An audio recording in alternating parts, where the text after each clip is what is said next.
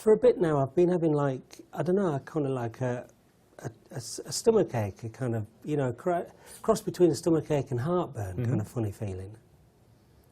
How long have you been getting that for? Yeah, but a couple of weeks, Just 3 a couple weeks. of weeks? Yeah, maybe, no, a bit longer, 3 weeks. Okay, now I'm not your normal GP, so I don't know No. much background here. No. Have you had trouble with your stomach before? No.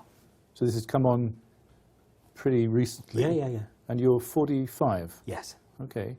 And where are you getting this pain? What's the, whereabouts? Show me where it is. It's like on what I would call the top of my tummy. Yep. Kind of here, like top of my stomach. Yeah. And what seems to bring it on? What makes it better? What sort of pattern? It seems to be, it's almost when I'm not eating, it's like, you know, in between meals, it seems to come on worse. Okay. And you get it at night time at all? Yeah, actually, I could say maybe once a week. Okay. It wakes me up. I go downstairs. It's an excuse to have a bit of a sarnie, and then it goes away again. Have you tried taking anything for it? Have you bought anything over the counter to take? Oh, that pink stuff, that Gaviscon stuff. Yeah. Any good?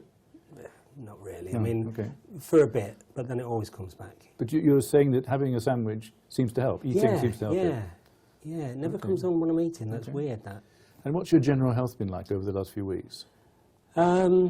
All right. I mean, I've been, you know, my normal doctor here, Dr. Smith, that is not here today.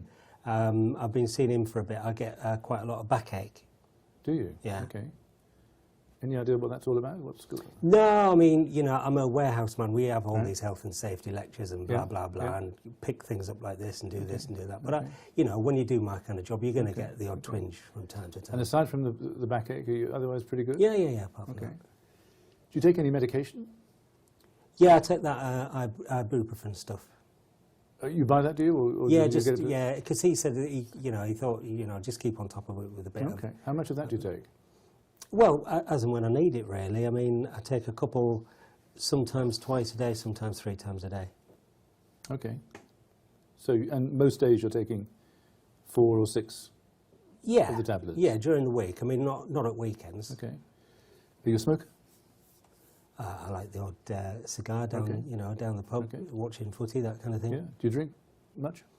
A couple of pints a night. Okay. And has your weight been pretty steady over the last month or two? Well, no, I don't know. That's really odd. See, for all these, you know, sarnies and stuff and kind of snacks I have to eat to stop this hurting, I've actually noticed I've had to kind of pull my belt in a notch. Okay, so you might have lost a bit of weight. Yeah. Okay. Is there any family history of any gastric or digestive problems, as far as you know? No. Anybody in your family? No, no one set out. No. What do you think's going on? What are your thoughts about this? I don't know. That's why I'm a warehouse man and you're a doctor. You know what I mean? I don't know. Okay, well, I'll tell you what I think. All right. I think you might have a stomach ulcer. All right.